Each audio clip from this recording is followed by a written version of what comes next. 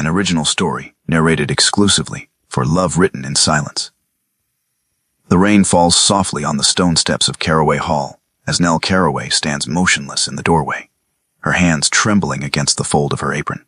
Inside, her uncle sits before the fire, his laughter echoing through rooms that once belonged to her father. A carriage waits in the courtyard, its lanterns cutting through the gray morning mist. And beside it stands Alastair Renford, Duke of Linthorpe, his dark coat beaded with rain, his eyes fixed on the house with the quiet intensity of a man who has begun to see what others have chosen to ignore. Nell's cousin brushes past her without a glance, knocking her shoulder hard enough that she has to catch herself against the doorframe, and still she does not speak, does not protest, because 15 years of silence have taught her that claiming anything, even the air she breathes, invites something worse. The Duke watches this. He does not move, but something in his expression shifts, hardens, as though he has just witnessed not a small rudeness, but the visible edge of a buried cruelty. And in that moment, though neither of them knows it yet, the machinery of truth begins its slow, inevitable turn. Caraway Hall had not always been cold, but Nell could no longer remember warmth. The stone walls held dampness the way old wounds held memory, persistent, aching, impossible to ignore. Rain tapped against the cracked windows in the east wing, a sound so constant it had become part of the silence. She moved through the morning with the practiced invisibility of someone who had learned that being seen was dangerous. The coal scuttle was heavy. Her arms burned as she carried it up the narrow servants' stair, her breath clouding in the unheated passage. No one had lit the fires yet. That was her task, as it had been every morning for longer than she cared to count. The other servants moved around her like water around a stone, present but separate, acknowledging her existence only when necessity demanded it. She was not one of them, not really. They knew it. She knew it. But the knowing changed nothing. In the breakfast room, her uncle presided over eggs and toast with the satisfied air of a man who had built his comfort on foundations he preferred not to examine. His son sat across from him, still flushed from riding, his boots muddy and his cravat askew. Nell entered with the tea tray, her eyes lowered, her steps soundless on the worn carpet. "Set it down, girl," her uncle said without looking up from his newspaper. She did. Her hands were steady. She had learned steadiness, the way some people learned languages, through repetition, through necessity, through the understanding that any tremor would be noticed and used against her. Her cousin reached for the sugar, and in a motion so casual it might have been accidental, knocked the edge of the tray. The teapot tipped. Hot liquid spilled across the polished wood, pooling near the edge, dripping onto the rug. Nell stepped back, her heart hammering, but her face remained blank. Her cousin laughed. It was a light sound, careless, the kind of laughter that expected to be joined.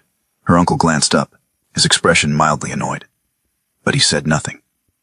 He folded his newspaper with deliberate care and stood, brushing crumbs from his waistcoat. "Clean it up," he said, and left the room. Nell knelt. The tea was still hot enough to sting her fingers as she blotted it with a cloth she had pulled from her apron. The rug would stain. She knew that. She also knew that the stain would be noted, commented upon, added to the long list of her inadequacies that her uncle kept like a ledger in his mind. The gray morning light filtered through the tall windows, casting everything in shades of ash. The house smelled of damp wool and old candle wax, of rooms closed too long and fires that never quite warmed the air. It was a house built on lies, though Nell had not always known that. She had learned it slowly, the way one learns that winter is coming, by small signs, by the gradual loss of light. She did not resist. Resistance required the belief that one had something to claim, something to protect, and she had learned, through years of careful erasure, that claiming anything, a room, a name, a memory, invited worse than silence. It invited disappearance. She finished cleaning and carried the tray back to the kitchen. Cook did not look up. The scullery maid was scrubbing pots with her back turned. Nell set the tray on the counter and returned to the cold passage, to the coal, to the endless sequence of tasks that filled her days and kept her from thinking too long about what she had lost. Outside, the rain continued. Inside, the house settled into its familiar quiet, the oppressive, watchful quiet of a place where truth had been buried so long it had begun to rot. The carriage that arrived just after noon was finer than any Nell had seen in months. Black lacquer gleamed even in the dull light, and the horses were matched bays, their coats sleek despite the weather. She watched from the kitchen window as a man stepped down, his movements precise and contained. He wore no ostentation, but his bearing was unmistakable. This was someone accustomed to deference. Her uncle appeared in the hall almost immediately, his voice loud and effusive in a way that always signaled anxiety beneath the cheer. Nell was summoned to the drawing room with a sharp gesture from the housekeeper. She wiped her hands on her apron, smoothed her hair, and went. Alistair Renford, Duke of Linthorpe, stood by the window with his hands clasped behind his back. He turned as she entered, and for a brief, disorienting moment, their eyes met. His were gray, clear, and unexpectedly direct. Nell looked away quickly, her pulse jumping. "Tea," her uncle said too brightly. "Bring tea, Nell." His Grace has had a long journey. She curtsied, barely, just enough to satisfy form, and left.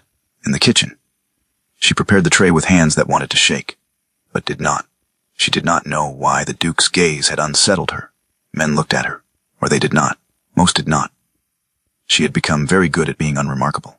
When she returned, the two men were seated. Her uncle was speaking rapidly about property boundaries and timber rights, his hands gesturing in wide, expansive arcs. The Duke listened with the stillness of someone who heard more than words. Nell set the tray down, poured the tea with careful precision, and stepped back. "Thank you," the Duke said. It was a small thing, 2 words. But they were spoken to her, not past her, and the difference was enough to make her pause. She inclined her head and left, but she felt his gaze follow her to the door. In the hallway, she pressed her back against the cool wall and breathed. Her uncle's voice drifted through the half-open door, too eager, too insistent. He was trying to finalize something, an arrangement, a sale perhaps, or a contract, something that would secure his position and erase whatever lingering questions might remain about how he had come to own Caraway Hall in the first place. The Duke's responses were measured, non-committal. He asked questions that her uncle deflected with more words, more reassurances. Nell could hear the tension beneath the courtesy, the way her uncle's laughter came too quickly, the way the Duke's silences stretched just a beat too long. She returned to the kitchen and resumed her work.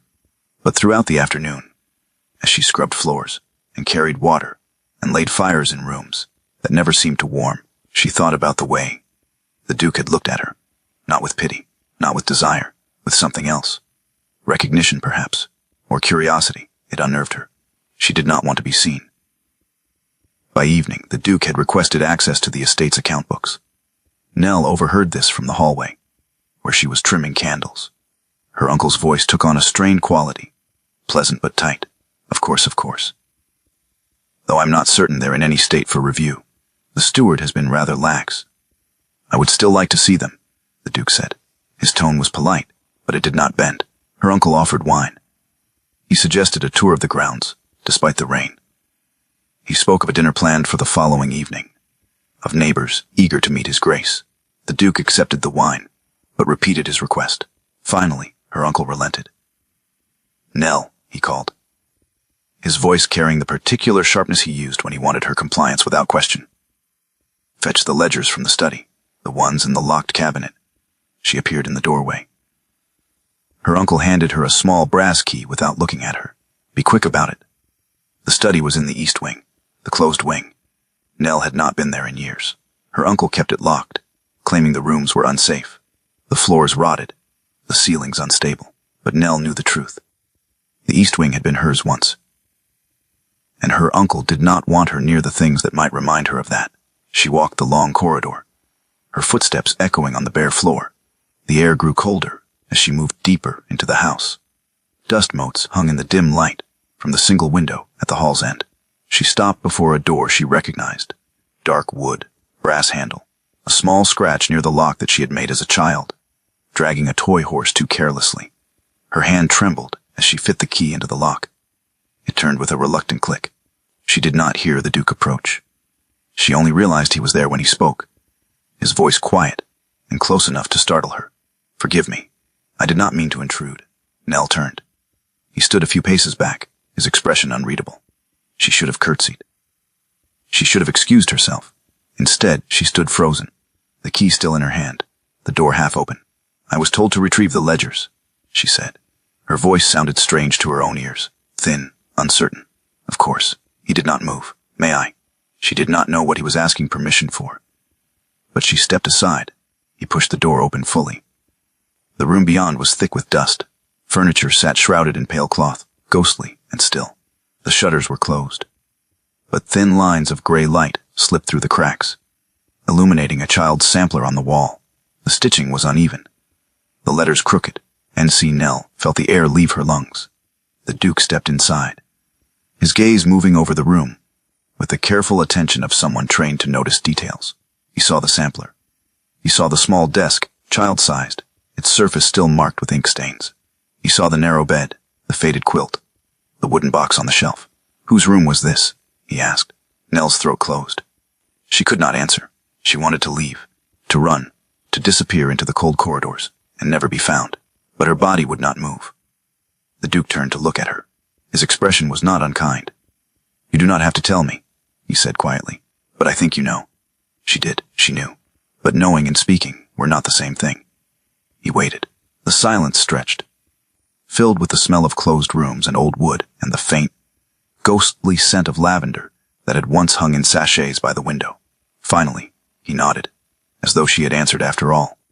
"The ledgers are in the cabinet?" he asked. "Yes." Her voice was barely a whisper. He retrieved them himself, his movements careful, respectful of the space. When he passed her on his way out, he paused.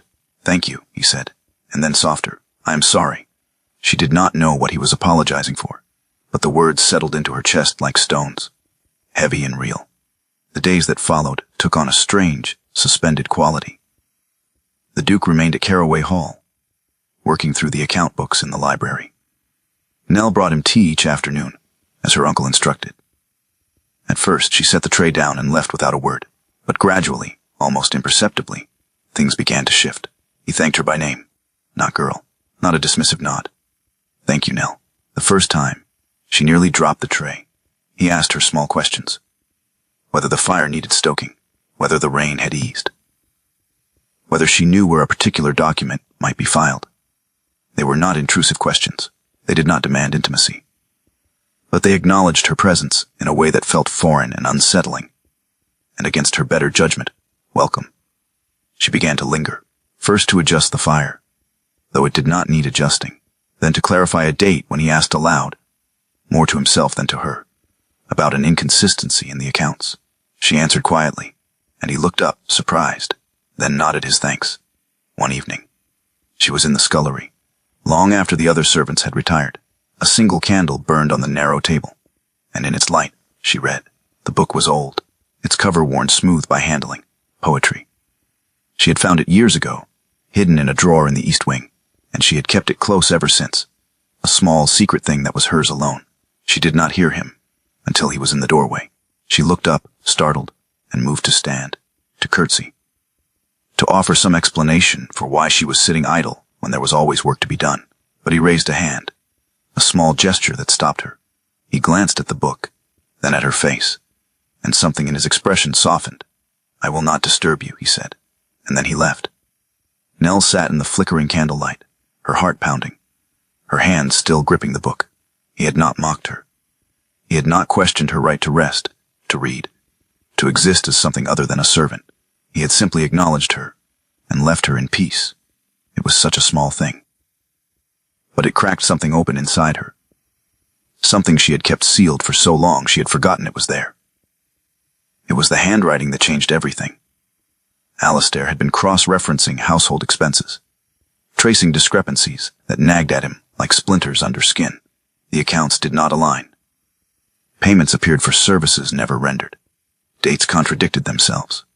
And then he found an older ledger, tucked behind the others, its pages yellowed and brittle. The entries were from 15 years prior. The handwriting was elegant, controlled, the script of someone educated and careful. He studied it, frowning, and then he remembered. 3 days earlier, Nell had clarified a date for him, pointing to an entry in a newer ledger. He had watched her hand as she did so. Slender fingers, steady despite the tremor he sensed beneath. He pulled the newer ledger toward him and compared. The script was the same, refined, unmistakable. pulse quickened. He stood, pacing the length of the library, his mind racing. These entries had been made when Nell was a child, not a servant. A child of means, educated, given lessons in penmanship and accounts. He requested parish records from the local vicar, citing his position and a need for historical verification. They arrived 2 days later. He read them by lamplight, his jaw tightening with each line. Nell Carraway, daughter of Thomas Carraway, born April 1st, 1804, baptized at St. Mary's. Listed as heir upon her father's death in 1815. He found the deed transfer next. Buried in a stack of documents her uncle had provided reluctantly. The signatures were witnessed, the language formal. But the date was wrong. The handwriting on the witness line did not match the supposed witness's known script, which Alistair had seen on other documents. It was a forgery. Crude enough that anyone looking closely would see it, but no one had looked. He found Nell in the kitchen late that evening. She was kneading dough. Her sleeves rolled to her elbows, her hair escaping its pins. She looked up when he entered, and her hands stilled. "Your Grace," she said, uncertain. He closed the door behind him. The kitchen was warm, the air thick with the smell of bread and ash. A single lamp burned on the table. "You were not born to this," he said quietly. Her face went pale. She did not deny it. She did not ask what he meant. She simply stood there, her hands dusted with flour, her eyes wide and wary. "I found the ledgers," he continued. "The old ones. Your handwriting, and the parish records. You are Thomas Carraway's daughter. This house is yours." She shook her head slowly, as though the motion could undo his words. "It does not matter." "It does." "No." Her voice was low, but it did not waver. "Silence kept me alive. Speaking would have made me disappear." He stepped closer, his expression intent. "What do you mean?" She looked down at her hands, at the dough she had been shaping, at the flour that clung to her skin like dust. "When my father died, my uncle became my guardian. He said the estate was entailed, that I had no claim. I was 10 years old. I did not know enough to question him, and by the time I did..." She trailed off, her throat working. "By the time I understood what had been done, I also understood that if I challenged him, I would not win. I would simply cease to exist. An inconvenient girl, sent away to an asylum or a convent, or simply forgotten. So I stayed silent. I learned to be invisible. And I survived." Alistair felt a cold, sharp anger settle in his chest. Not at her. For her. "You should not have had to survive. You should have been protected." She met his gaze then, and her eyes were dry but fierce. "Should. Yes. But we do not live in a world of should, Your Grace. We live in the world as it is." He wanted to argue. He wanted to tell her that the world could be changed, that justice could be claimed, that she did not have to accept this. But he also understood, with a clarity that surprised him, that she was not wrong. She had made the only choice available to her, and she had paid for it every day since. "I can help you," he said. "I can bring this before the magistrate, quietly, without scandal." She shook her head again. "If I am named, I become a scandal. If I stay silent, I remain safe." "You will remain silent," he said, his voice firm. "That is different from safe." The words hung between them, heavy and undeniable. Nell looked at him for a long moment, and then she turned back to the dough, her hands moving mechanically, shaping and folding, shaping and folding. "I do not know what safety looks like anymore," she said quietly. "I am not sure I ever did." Nell did not sleep that night. She lay in her narrow bed in the servants' quarters, staring at the ceiling, her mind turning over the Duke's words. "You were not born to this," as though birth determined worth, as though the life she had lived for 15 years could be undone by documents and declarations. But something had shifted, not in the world, in her. She rose before dawn and walked through the silent house to the east wing. She had not returned since the Duke had followed her there, since he had seen the sampler with her initials, the desk where she had learned to write. She stood before the door now, the key in her hand, and this time she did not hesitate. The room was as she had left it. Dust motes hung in the pale light from the shuttered window. She crossed to the window and opened the shutters, letting the cold morning air rush in. Light spilled across the floor, illuminating the shapes beneath the cloth coverings, the small bed, the wooden box on the shelf. She took the box down carefully.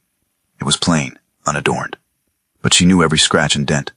She had hidden it years ago, when her uncle first began erasing her presence from the house. Inside were letters from her father, written in his careful, affectionate hand, a document listing her as his heir, signed and witnessed, her mother's ring, a simple band of gold that had been too large for her child's finger. But that fit now. She held the ring up to the light, watching it gleam. Then she placed it back in the box and closed the lid. She found the Duke in the library. He looked up when she entered, his expression shifting from surprise to something more cautious, more hopeful. She set the box on the table between them. "I am ready," she said. He did not smile. He simply nodded, as though he had been waiting for this, as though he had known she would come. "Then we will begin."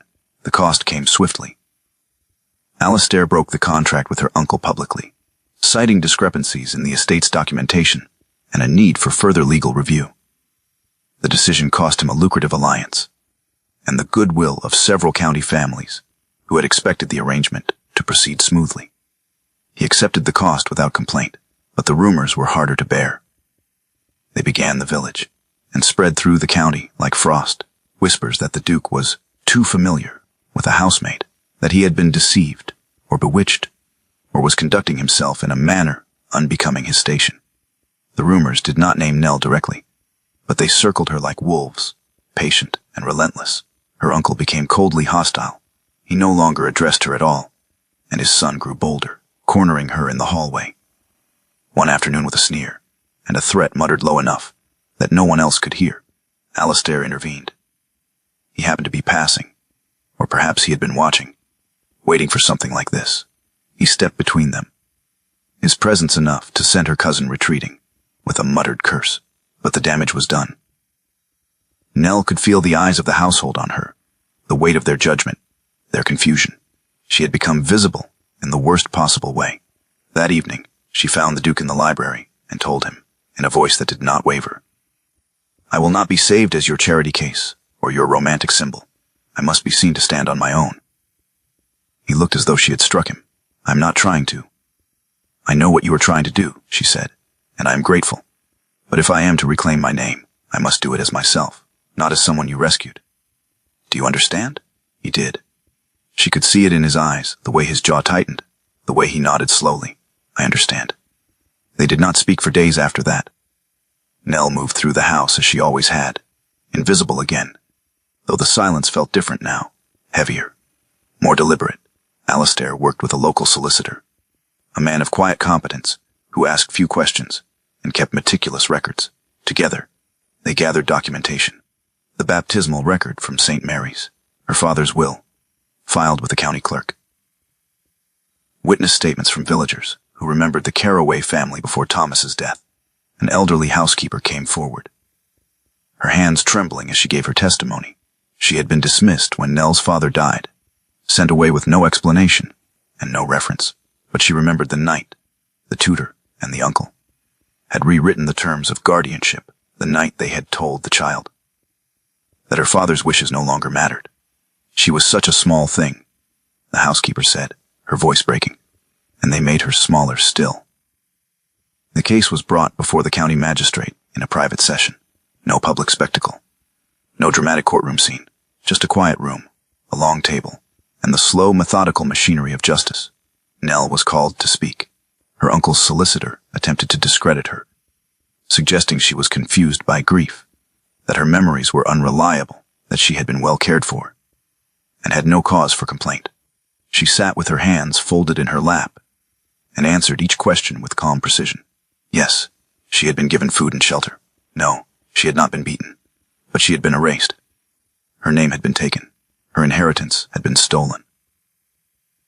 And she had been forced to live as a servant in the house that was rightfully hers. The magistrate listened. Alistair submitted written testimony, but did not speak. He had promised her that this would be her voice, not his, and he kept that promise. The magistrate ruled in her favor, pending final review of the deeds and a formal hearing. The final hearing took place on a gray morning, rain falling softly against the windows of the county hall. Nell wore a simple dress, dark and plain, her hair pinned neatly. She looked like what she was, a young woman who had survived something that should have destroyed her. The magistrate called the session to order. Her uncle sat across the room, pale and silent, his solicitor beside him. Alistair sat to the side, his expression unreadable. The magistrate addressed Nell directly. "Miss Carroway, you are asked to state your full name and birthright for the record." She stood. Her hands were steady. Her voice, when it came, was clear. "I am Helen Carroway, daughter of Thomas Carroway, and Carroway Hall is my inheritance." The words hung in the air, solid and undeniable. Her uncle did not move. His solicitor shuffled papers but said nothing. Alastair stood then and approached the magistrate's bench. He placed a folded document on the table. "I wish to submit a formal renunciation of any financial claim to the Carroway estate, or any arrangement previously discussed with Mr. Carroway's guardian." The magistrate unfolded the document and read it. Then he looked at Alastair with something like approval. "You are relinquishing a considerable sum, Your Grace." "I am correcting an injustice," Alastair said. "The estate belongs to Miss Carroway. It always has." The magistrate turned back to Nell. "Miss Carroway, the original deed of transfer has been reviewed and found to contain irregularities consistent with forgery. The estate is hereby returned to you, as is your legal right as sole heir to Thomas Carroway. This ruling is final." Nell did not smile. She did not weep. She simply breathed. A long, slow breath, as though surfacing after years underwater. Her uncle rose without a word and left the hall. His son followed. Neither looked back. Outside, the rain continued to fall, soft and steady, washing the stones clean. Nell returned to Carroway Hall the next morning, not as a servant, as its owner. The staff gathered in the hall, uncertain, their faces wary. She addressed them quietly, thanking them for their service, and assuring them that their positions were secure. Her uncle and cousin had already departed, taking only what they could carry. She walked through the house room by room, opening shutters, letting in light, the east wing, the library, the drawing room where she had once played as a child. Each room felt both familiar and strange, like returning to a place remembered only in dreams. Alastair arrived mid-morning. He stood at the door and waited until she invited him in. They stood together in the library. She had placed her father's ledger on the desk, her name written clearly on the first page in her own hand. "I did not come to own you or your house," he said quietly. "I came because I could not stand to see you disappeared." She looked at him for a long moment. Then she said, "I know. That is why I can let you stay." It was not a declaration of love. It was something quieter. An acknowledgement. A beginning. The weeks that followed were filled with the mundane work of rebuilding, repairs to the roof, negotiations with tenants, the careful, deliberate restoration of a house that had been allowed to decay. Nell made decisions. She hired a new steward. She adjusted staff wages. She reopened rooms that had been closed for years, airing them out, letting light and warmth return. Alastair remained nearby, consulting but not commanding. He helped her navigate contracts and county obligations, his knowledge of law and property proving invaluable. But he did not presume. He did not take over. He simply stood beside her, offering support when she asked for it, and stepping back when she did not. They began to speak openly. About his late wife, a woman he had loved and lost too young. About Nell's years of silence, the careful erasure of her identity, the cost of survival. About what love might mean after loss and erasure, after the world had taken so much and given back so little. One evening she worked late in the library, going over account books by candlelight. She did not hear him enter. She only realized he was there when she felt the weight of a shawl settle over her shoulders. She looked up. He stood beside her, his expression gentle. "You should rest," he said. "I will," she replied. "Soon." He nodded and left without another word, leaving her in the warm circle of candlelight, the shawl soft against her skin. The morning came clear and bright, the first after weeks of rain. Nell stood in the library, sunlight streaming through the cleaned windows, illuminating dust motes that danced in the golden air. The old ledger lay open on the desk. She had written her name at the top of a new page, not in secret, not in the small, careful script of someone afraid to take up space, but in full, clear letters. Helen Carroway. Alastair entered quietly. She turned, and their eyes met. He did not kneel. He did not make grand declarations. He simply said, "If you would have me, I will stay, not as your savior, as your companion." She did not need to think.